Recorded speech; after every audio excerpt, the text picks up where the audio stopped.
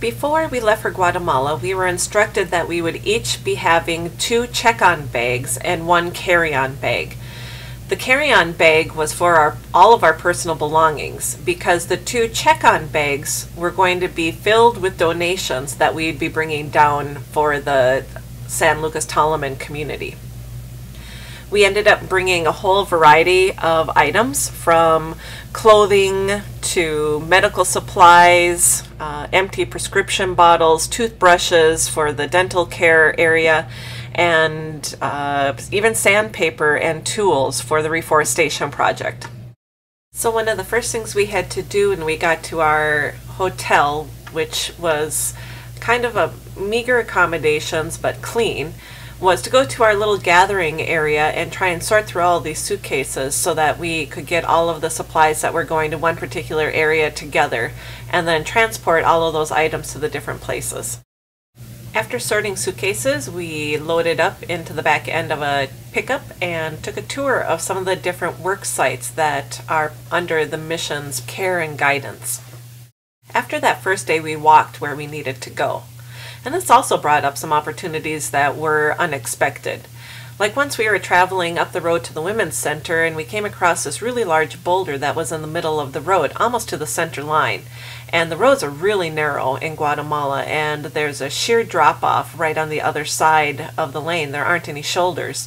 So we got in there and tried to move the boulder as close to the edge as possible, and that way hopefully prevent an accident from happening.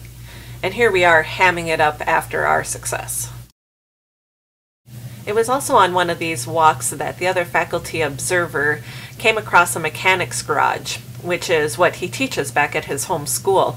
And so he jumped right in there and got to talk shop with some of the locals. And he self-reported that that was one of the highlights of his trip. Anna, my colleague and the trip advisor, had kind of adopted a family that lives in San Lucas Toloman, and one of the girls as a child had gotten hit by a car and had a severely deformed ankle and leg. And so Anna has been working for years to try and get her medical attention, either by documenting her injuries and trying to get her in a program that would bring her to the United States, or to get a doctor from the United States to go to Guatemala to help her out. I didn't have any connections in Guatemala before I left, but I certainly felt like I left with some. Here's a group of newfound friends that we met in the park, and the kids came up to us and wanted us to play with them, and so I ended up playing on the swings with some of the girls, and then we ended up just rolling down the hill, and they thought that was the funniest thing ever, so I had to do it again and again and again. But it was a lot of fun. And that turned out to be one of my fondest days at San Lucas Toloman. Another memorable experience in Guatemala was when I met this woman who came up to us on the street and begged us to follow her back to her home, which was way off this kind of beaten path and back into the more poverty-stricken area. We felt compelled to follow her.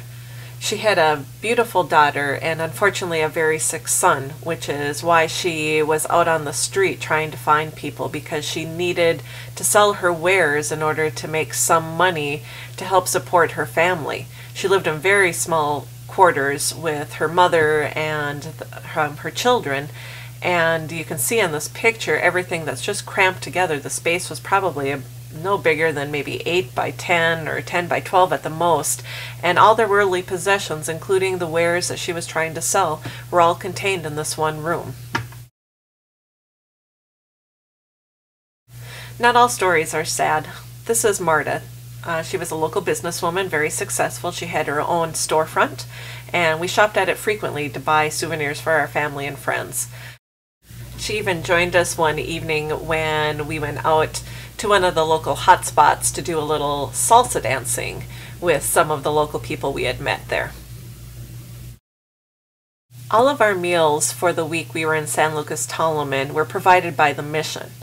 As there were several other groups that were in town also volunteering, the cafeteria was usually always full. Each group would be assigned a different meal to clean up after. Locals, on the other hand, had to go to market in order to get preparations for their meals. The market is a very colorful event that takes place right in the street, and you could get all sorts of different fresh vegetables, fruit, and even meat, some that had already been killed and some that you would have to take care of yourself. Another interesting thing that you could get in San Lucas Tolleman were homemade sandals. This leathersmith would measure your foot with a pencil on a piece of paper and then custom make the sandals just for your foot. The city did have an internet cafe, but we found that it was a little bit on the expensive side and that it took a lot longer than what we expected. However, it was still nice to be able to get online, check in with family and friends, and for some people even do some classwork. An interesting security system that we discovered there was cement walls that would have broken shards of glass attached to the top. This was to make it more difficult for somebody who might think about jumping over the fence. Although there are many stories I could share about our time at San Lucas Tolleman, the last one I'm going to share actually took place on Lake Atitlan on our way over to Chi-Chi. There was a group of us that were going by boat over to another market. A speedboat passes by us, driven by a gray-haired man in a wetsuit, and as he passes by us, he sticks his hand up in the air and says hello, and one of our group mates said, "That's Richard Gere, it's Richard Gere!" Well, of course we didn't believe her, but when we got back to San Lucas Tolleman, one of the locals said he does have a cabin on the lake, or at least that's the rumor. So here's my award-winning shot of Richard Gere.